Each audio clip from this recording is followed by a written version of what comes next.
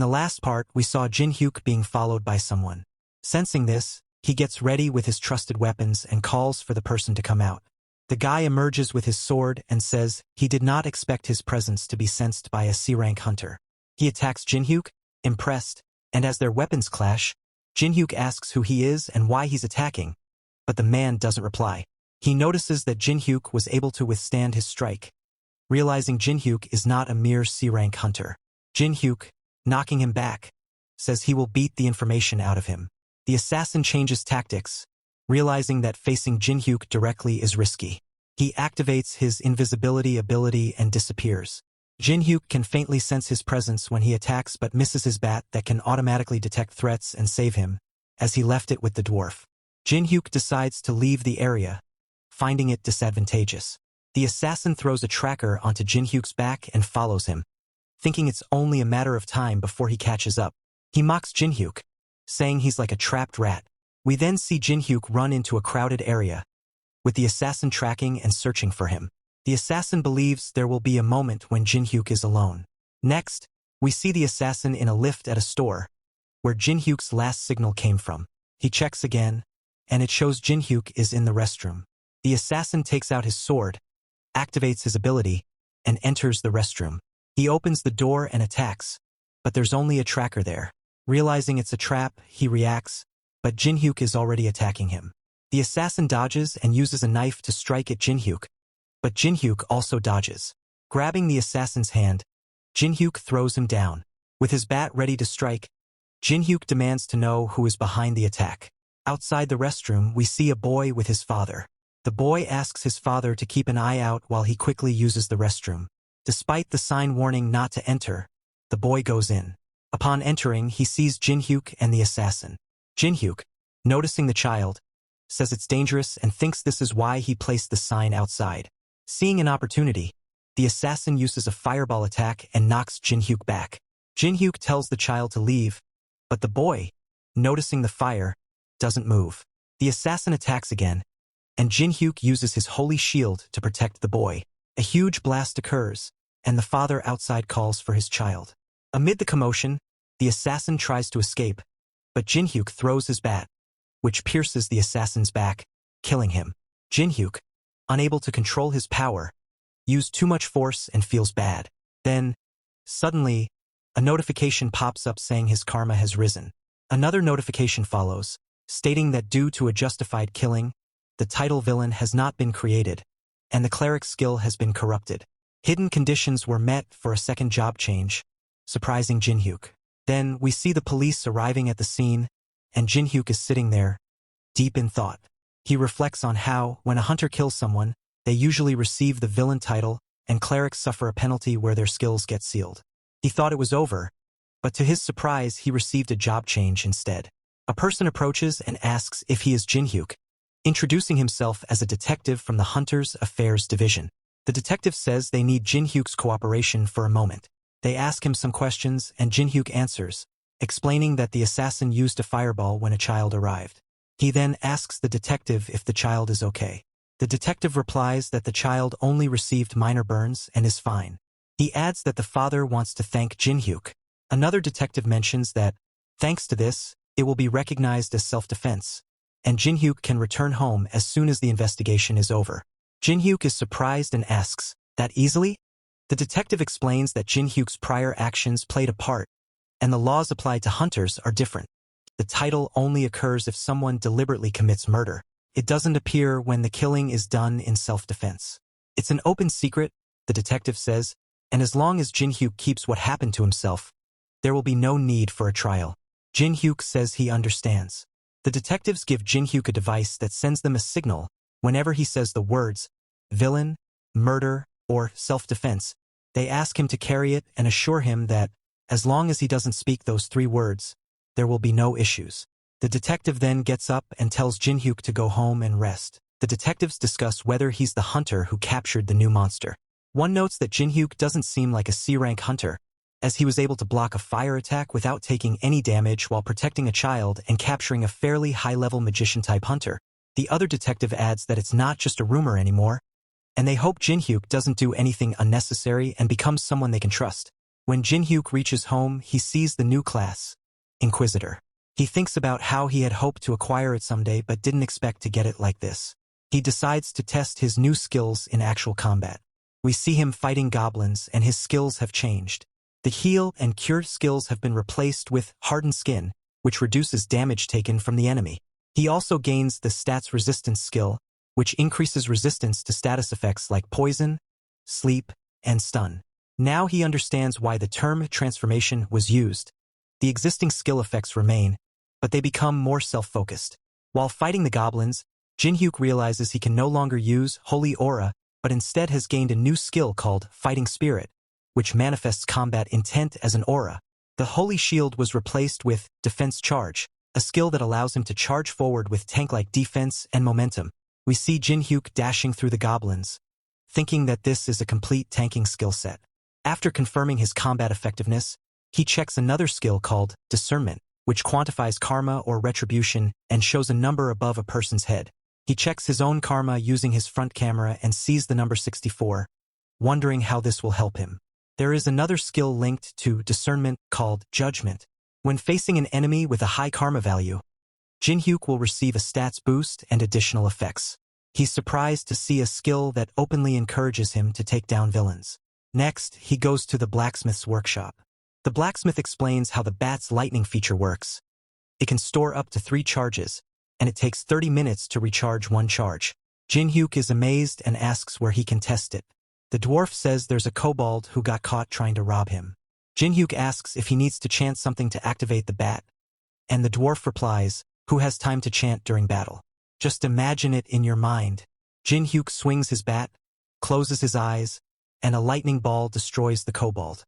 Both the dwarf and Jin-hyuk are satisfied, and Jin-hyuk thinks fighting will be much easier now. Then, the elf approaches Jin-hyuk and asks if they can talk. She questions what he has been doing outside, saying she can't sense any divine power from him, and asks about the suspicious item he's carrying, suspecting he's planning something strange against them. Jin-hyuk insists it's a misunderstanding and explains what happened, but says he can't share any details because of the item. The dwarf steps in, saying he'll deal with the toy first, and then they can hear the full story. However, Jin-hyuk needs to run an errand for him first. The dwarf hands him an item from his bag and tells him it's not a big deal, but he'll need the item to fulfill the task. The elf asks the dwarf if he really intends to send Jin-hyuk there, and the dwarf replies, even if he's foolish, he can handle it. Jin-hyuk wonders if he has to go somewhere dangerous. We see a huge cliff, and Jin-hyuk is slowly descending with the help of a rope. He's been sent here to mine ores. The elf says it's just a cliff. Why are you so scared? She tells him to follow her and then jumps, using her hands to grab onto the rocks as she moves down. Jin-hyuk replies, "I'm not as light as you," but she retorts, "You're just scared. It's possible for you." Jin-hyuk starts thinking, and after watching her move down effortlessly, he decides to give it a try. Letting go of the rope, he drops down like the elf did. The elf, amused, says, "See, it's possible." Sitting down, Jin-hyuk explains everything to her about his divine powers and the device. She asks, "Is it okay to remove it like that?"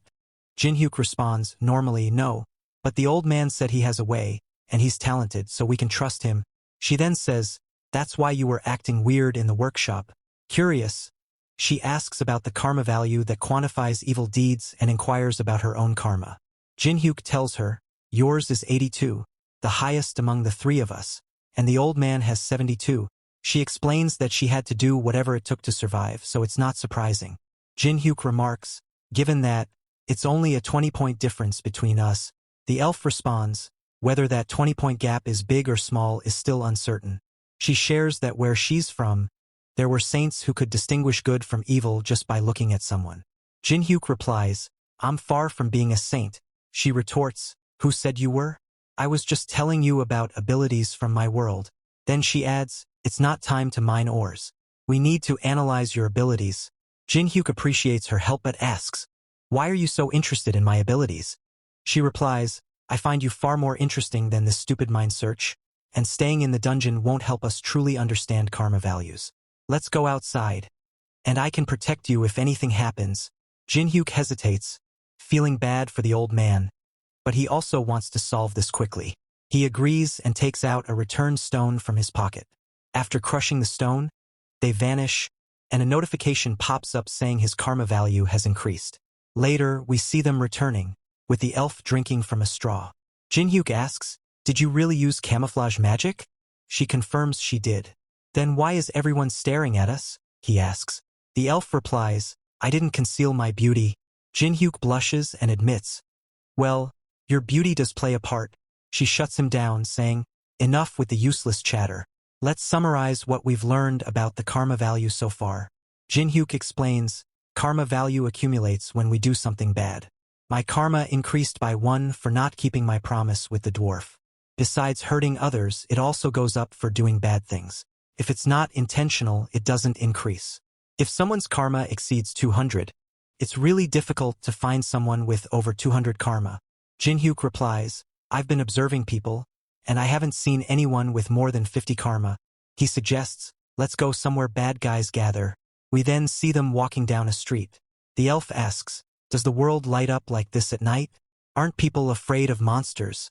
Jin-hyuk explains, "Monsters don't usually wander around in this world. They enter a bar, where a bartender announces that there's an event where beautiful ladies can enjoy up to 5 free cocktails. The elf turns him down, but Jin-hyuk winks at her and says, "Let's get a free drink." The bartender smiles and shows them the way, thinking they'll soon fall into his trap. As they drink, Jin-hyuk notices someone with a karma value of 300. The elf, sipping her drink, says she enjoys the sweet flavor of the alcohol. Meanwhile, the bartender, thinking they've consumed his poison-laced drink, smiles evilly. The poison, which can paralyze with just 1 drop, doesn't affect Jin-hyuk thanks to his ability. When the bartender calls his accomplices to deal with them, Jin-hyuk beats them up effortlessly. Jin-hyuk punches a guy into the wall and swiftly kicks another. The elf, who had also resisted the poison, wakes up and asks, "Who are they?" Jin-hyuk replies, "They're bad guys." Just then, a large man removes his jacket, ready to attack. The elf asks, "Do you need any help?" Jin-hyuk denies the offer and easily catches the man's punch. The guy is shocked when he realizes his punch didn't even move Jin-hyuk. He asks, "Are you a hunter?" Jin-hyuk responds, "You look like one too, but instead of hunting monsters, why are you playing gangster?" The big guy, realizing he's in trouble, thinks about escaping, but Jin-hyuk twists his fist and knocks him out with a single punch. Jin-hyuk then grabs the bartender by the neck and says, "There are a lot of things I want to ask you, but first you need a few beatings." He punches the bartender repeatedly until his hand is covered in blood. Jin-hyuk then asks, "Who's backing you up?" The bartender denies knowing anything, but Jin-hyuk says, "How can a worthless thug like you get away with all this without getting caught?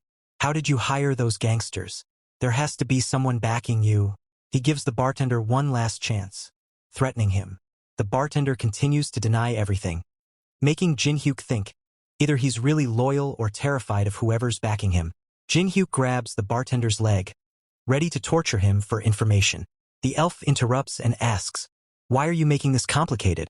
She moves closer, her hand glowing. The bartender suddenly goes crazy, shouting, "Where did you bastards come from? Are you from the Ultron Guild? No matter what crap you pull, you're too late." Jin-hyuk asks the elf, "What did you do to him?" She replies, "I just made it easier for him to talk. This might be too much for people in this world." The bartender continues, "Whether you're from Ultron or not doesn't matter. The Titan Guild will massacre every last one of you." Jin-hyuk realizes the Titan Guild is involved, and the situation is bigger than he thought. He asks, "What makes you think you can pull off a massacre in a war?" The bartender responds, "The Elan elixir." Jin-hyuk, confused, asks, "What's that?" The scene shifts to Jin-hyuk and the elf standing on top of a building. The elf says, "This situation is getting bigger." Jin-hyuk replies, "I didn't expect to get tangled up with major guilds. But the main issue is the Elan elixir. It's a drug that doubles your stats but requires countless young women to be sacrificed to make it. I never expected the Titan Guild to be involved in something like this. Did this drug exist in your world too?" She nods and explains, "In my world, it's called the Queen's Tear elixir. A close friend of mine was sacrificed when we were young. Years later, when I became strong, I wiped out the organization responsible." Jin-hyuk grimly says, "They mentioned that the elixir is almost complete. We need to wipe them out before that happens." The scene then shifts to a man with white hair and a mask, talking on the phone. "The bartender is dead," he says. And it doesn't seem like an internal dispute. Other guilds probably didn't do this. The strange thing is, only the bartender was killed, the attacker left. This method doesn't match any guild or anyone on our side. The person on the other end orders him to find the culprit. And the man replies, "I'll find them soon." The scene opens with the Titan Guild's leader overseas on a business trip. His secretary reports, "The results from the Hong Kong trip are excellent. If this pace continues, we can hire 15% more guild members by the end of the first half." The guild leader, deep in thought, barely reacts. Noticing his distraction, the secretary asks, "You don't look well. Is something bothering you?" He responds, "Have you heard of Alon's elixir?" "No, it's my first time hearing about it," she replies. "That's normal," he says. "The association has been trying to keep it under wraps. I'm just asking out of curiosity." Then he shifts the conversation. "There's no other choice. Can you issue an urgent order to the entire guild immediately?" "An urgent order? What do you mean?" she asks, surprised. "As of now, our Titan Guild is declaring a hostile relationship with the Tyrant Guild. If we don't prepare now, we'll be swept into an even greater chaos," the guild leader explains. "If the information I have is accurate, it'll be too late once things start happening." "What kind of information is so serious?" she asks, concerned. "You know as well as anyone that this is essentially a declaration of war against the Tyrant Guild." "I'm aware," he replies, "but there's no need to worry. The government and the Ultron Guild are on our side. Even so, war comes with huge risks. Shouldn't we at least consult with the executive board before making such a drastic decision?" "Does it sound like I'm speaking nonsense?" She hesitates. "But still, this decision is extreme. I understand you're under pressure. But we should tread carefully. You're right, this might be overwhelming. For now, declare the order confidentially within the guild and begin preparing for an investigation." Scene shift to Jinhyuk and Elf. Elf asks, "Have you heard back from the trusted person?" Jinhyuk nods. "Yes, they'll contact us again as soon as the investigation team is ready. At least there are still some level-headed people around," Lucia remarks. "If no one had agreed to help, I would have handled it myself. But if they know what Alon is, their reaction is understandable." "Aren't you going back to the dungeon? You think I'd go back and miss out on all this fun? You can't handle them alone, right?"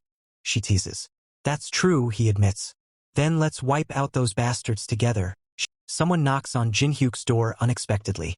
He pauses, thinking, who could this be at this hour? Suspicious, he investigates the person behind the door. A voice says it's a delivery. "Can you open the door?" However, Jinhyuk feels something off. There's no way a delivery would arrive now, especially with the recognition suppression spell on my house. He opens the door cautiously and sees a masked man holding a sharp needle. The attacker lunges at Jinhyuk, aiming to strike. But Jinhyuk catches his hand effortlessly and asks sarcastically, "Do deliveries come with poison darts these days?" The attacker is taken aback. Before he can react, the elf tells Jinhyuk, "Move aside," and fires an arrow, sending the attacker flying. She steps forward confidently. "I'll finish him off." "No," Jinhyuk replies. "I'll handle it. He came looking for me because of what happened at the bar." "Be careful," the elf warns. "He's still moving after I hit him. He's no ordinary guy." The attacker, struggling to stay conscious, thinks to himself, what kind of woman is she? One arrow did this to me. Deciding to retreat, he manages to escape. The elf asks, "Should we chase him?" "Nah," Jinhyuk replies. "He'll come after me again. His karma score was 900, that means he's a killer. I'll find a way to use him later." The scene shifts to Jinhyuk and Lucia arriving at an investigation site. Jinhyuk comments, "Even the guild leader instructed me to be careful. There are still a lot of people in the Titan Guild who don't like me." Lucia, scanning the area, nods in agreement. Most of them seem like high-rank hunters. Jinhyuk then spots a familiar face, the man who had picked a fight with him earlier. He narrows his eyes. Could he be leading this operation? He wonders. His instincts tell him that things are about to get a lot more complicated. The scene opens with Han Young-suk, a white-haired man, introducing himself as the person in charge of the operation. He approaches Jinhyuk and asks, "Do you remember me? We met last time during the airstrike." Jinhyuk nods. "Yeah, I remember. You're acting different today. Much kinder than before." Han Young-suk smiles and apologizes. "I got a little too excited back then, trying to do my best for the guild. Let's hope this operation goes smoothly." Han then shifts his attention to Lucia, the elf. Who's your companion? She's my colleague, Jin-hyuk replies. She's incredibly skilled and won't cause any trouble. Han excuses himself as the recon team returns, thinking to himself, how can a C rank be so confident? He grins. As long as I achieve my goal, I don't care. Lucia, watching Han, whispers to Jin-hyuk, that guy seems like he's up to something. Are you sure it's okay to leave him alone? Jin-hyuk replies calmly, things won't go as he expects. The elf suddenly senses someone following them and asks, why aren't you doing anything about that guy trailing us? Leave him be, Jin-hyuk responds. We can use him elsewhere. Jin-hyuk hands Lucia a communication device. This will let us stay in contact within a 10-kilometer range. Later, Han Young-suk confirms that Jin-hyuk's report was accurate. The Tyrant Guild is involved in human trafficking. Han then asks a favor of Jin-hyuk. There's a barrier around the building, and only one person can infiltrate it. You're our best candidate. Jin-hyuk looks at him skeptically. Are you sending me to my death? Han smirks. We only need reconnaissance. Besides, you're the one who defeated Leviathan. It should be easier for you to move alone. Jin-hyuk thinks to himself, they don't want to risk their own lives. But I prefer working alone anyway. Scene shifts to the infiltration. A man briefs Jin-hyuk. We'll create a breach in the barrier, but it will only last for a few seconds. You'll need to be fast. Jin-hyuk watches as they create a small hole in the barrier. Without hesitation, he dashes through it, taking out his bat as he moves. As he searches for an entrance, he notices something strange. They've used a spell to distort the appearance of the building. He spots a guard and swings his bat. But the guard is just an illusion. Jin-hyuk moves forward and finds the entrance. Their defenses are weak, he thinks. No CCTV cameras either? Strange. To be cautious, he takes out an EMP device designed to disable any hidden cameras. As it activates, a bright light spreads throughout the area. From a distance, a man in a black mask stands on top of a building, watching. He smirks, thinking, thanks to Jin-hyuk, my plan will go smoothly. Inside, Jin-hyuk encounters a man whose phone suddenly shuts off. Frustrated, the man doesn't notice the bat that comes flying toward his face. It knocks him out cold. Jin-hyuk calls his bat back to him, thinking an ordinary guy with 800 karma. This place is filled with trash. Jin-hyuk continues his infiltration and eventually reaches the prison area, where the women are being kept. Suddenly, he hears a voice coming from one of the cells. It's a man wearing a Tyrant Guild uniform, locked up like the others. The man frantically warns Jin-hyuk, you need to run. Everyone here is insane. The scene shifts outside, where Han Young-suk, the white-haired man, glances at his watch. He thinks to himself, it's been a while, and things are quiet. The infiltration must be going well. He orders his team, stay on standby. Be ready to move if anything happens. Meanwhile, Lucia observes the group's movements closely, remembering Jin-hyuk's advice to keep an eye on Han. That guy might try to pull something, she recalls. Without hesitation, she begins to follow them discreetly. Back inside, the scene returns to Jin-hyuk, who is speaking with the Tyrant Guild member locked up in the prison area. Jin-hyuk asks, why are you locked up here? I tried to kill Alon, but they kept me alive for my illusion skills. Jin-hyuk frowns. Why would you try to kill Alon? I couldn't stand watching them throw people to the monster as bait. The man says. Jin-hyuk notices that the man has a low karma score, a sign of genuine remorse. He nods and says, work with me. The scene shifts to the control room, where a guard suddenly wakes up from a nap. As he stretches, his eyes widen in shock. The entire system is down. Frantically, he alerts the others. It's an emergency. The system is offline, and all the women are gone too. Someone must have infiltrated. Chaos ensues as one of the higher-ups orders, Team 1, head to Alon's room. Team 2, catch the intruder.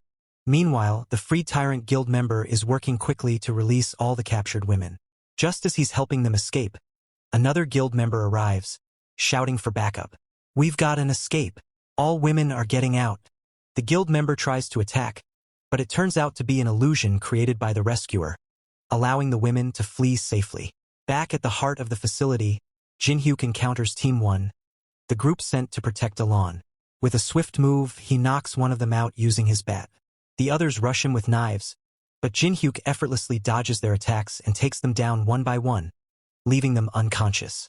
As Jin-hyuk approaches the door to Alon's room, it opens to reveal a massive facility. Inside, strange tubes filled with an eerie liquid line the walls. Something dark and sinister stirs within one of the tubes. Jin-hyuk charges his bat, readying himself for a fight.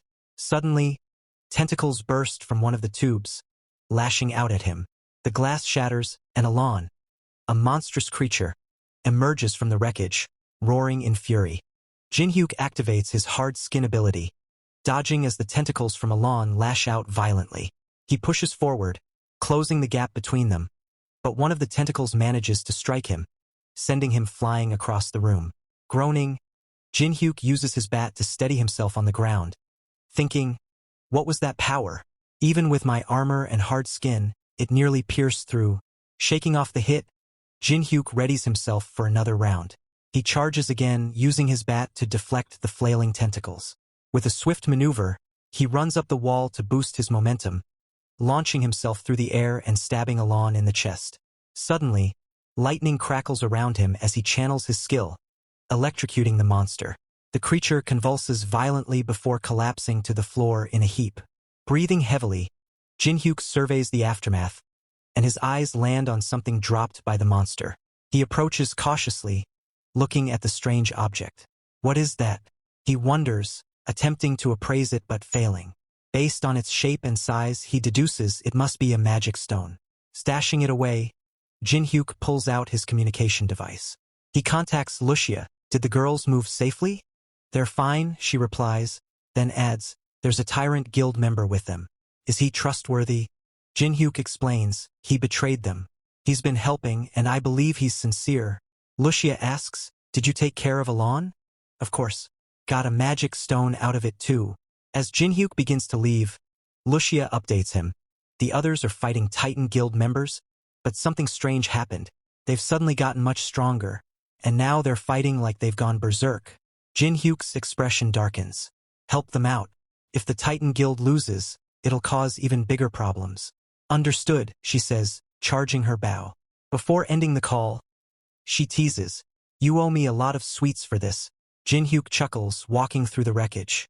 Suddenly, his expression sharpens, and he calls out, I know you're there. Come out. A man steps from the shadows, surprised. You could sense my presence? Jin-hyuk narrows his eyes. So, what's your real objective? Is it the Alon stone, or is it me? The man smirks, I came for the stone, but I've changed my mind. Jin-hyuk's eyes narrow further. You'll regret that choice, he says coldly, as he charges at the man, his bat ready for another fight. The assassin lunges at Jin-hyuk, aiming to stab him with his knife, but Jin-hyuk swiftly dodges the attack. He counters with a strike from his hand, but the assassin blocks it, surprised by Jin-hyuk's speed. His reaction time is fast, too fast for a C-rank hunter. The assassin thinks, realizing that Jin-hyuk's earlier feat, blocking the poison dart, was no mere coincidence. Jin-hyuk then throws his bat, but the assassin sidesteps it, watching as the bat embeds itself into the wall. In a flash, Jin-hyuk leaps into the air and calls for his bat, which flies back to him like Thor's hammer. He swings at the assassin, but the agile attacker dodges again, managing to land a blow to Jin-hyuk's back. However, the attack is nullified by Jin-hyuk's armor. Frustrated, the assassin aims for Jin-hyuk's neck, but Jin-hyuk pushes him back and charges his bat with lightning. He forms a lightning ball and hurls it at the assassin. The assassin barely manages to raise a shield, struggling to withstand the attack. The sheer force leaves him breathless as smoke fills the air. Out of the smoke, Jin-hyuk surges forward, bat in hand. He strikes the assassin with deadly precision, the bat's lightning-infused attack coursing through the assassin's body. With one final blow, Jin-hyuk kills him. Outside, the scene is one of chaos. Titan Guild members burn the bodies of the fallen Tyrant Guild hunters. The white-haired man, now bandaging his wounds, reflects, if that elf hadn't helped us, we'd be dead. Her arrows were on par with an S-rank hunter. A hunter approaches to report, all the wounded have been transported to the hospital, and we've removed all evidence. The white-haired man nods. Good. Now that we've dealt with the Tyrant Guild, we should proceed with the welcoming ceremony. Just then, the Tyrant Guild member who had betrayed them arrives, his expression tense. The tyrant guild leader and their main forces are on their way, he warns. The white-haired man freezes. Is guild leader Cho Won-cheol coming? Realization sets in as he mutters to himself, we don't stand a chance against him. A second report follows, confirming the approach of tyrant guild hunters. Quickly assessing the situation, the white-haired man makes a decision. Stop the operation. We need to retreat. He turns to the informant and asks, are you coming with us? The man hesitates, shaking his head. No, I'll stay behind. If I leave now, it'll look suspicious. I'll submit a false report.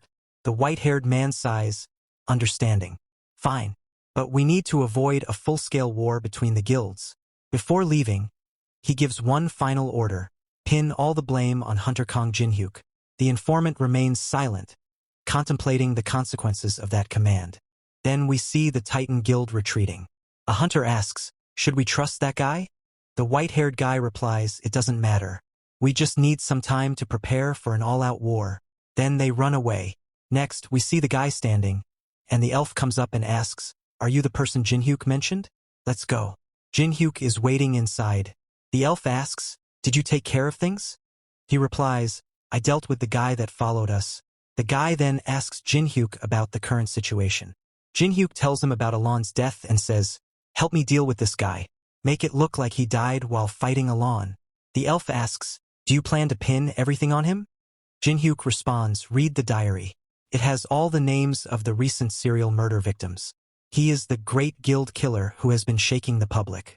This guy has always targeted big guilds, and if we make him the culprit, no one will suspect anything. Jinhyuk asks the guy, can you do it? The elf says, I don't understand. But he's saying there won't be any problems later on. The guy says he'll handle the rest, and they should leave as the Tyrant Guild is coming. They will need 2 hours to arrive. The advance party was created by my illusion, he adds. Then he thanks Jinhyuk for saving him and the others. Jinhyuk replies, no need to thank me. Just contact me when everything is over. Jinhyuk leaves, thinking, the Tyrant Guild suffered a huge blow, and when the other guilds find out, they won't just stand by. I'm looking forward to how the Tyrant Guild crumbles. The scene shifts to the Titan Guild's master and his secretary discussing the recent issue. The master says it turns out to be a big issue, and it's not just Titan Guild's problem. Let's share the information anonymously. The secretary replies, other guilds will benefit from it. The guild master says, if they find out Titan Guild is involved, there will be a guild war. It's better to resolve the incident than think of advantages. The secretary then sends the information anonymously. Next, we see the news reporting on the Tyrant Guild and its criminal activities. People everywhere are talking about it. The Tyrant Guild is not submitting to the investigation, and many of its members have been arrested. Seeing this, the white-haired guy curses his guild master, saying, he ruined everything. He then calls the guild master and yells, why did you give the information anonymously? We did all the work, and now those Ultron bastards are being treated as heroes. The guild master responds, if we revealed it, the Tyrant Guild would have crushed us before the guilds could unite. The white-haired guy says, if my plan to recruit the S-rank hunter succeeds, the Tyrant Guild wouldn't stand a chance. The guild master replies, can you guarantee a win against the Tyrant Guild's master? And what about the damage to the cities and civilians? The guy responds, if we absorb the Tyrant Guild's power, it would be a minor loss. The guild master yells, what's the point of being a hunter if we can't protect civilians? The guy says, I was only thinking of the guild's interests. The guild master, angry, says, don't disguise your selfishness as loyalty to the guild. He then cuts the call. The guy punches the monitor and says, as long as he is the guild master, Titan Guild will never make any progress. He then calls someone, and the person on the other end says, another recruitment call? I told you I'm not interested unless it's for the position of guild master. The white-haired guy says, I will give it to you. I will make you guild master. Thanks for watching. If you enjoyed the intense action and drama of this episode, don't forget to like, share, and subscribe to stay updated with more thrilling recaps. Hit the notification bell so you never miss out on the next epic showdown.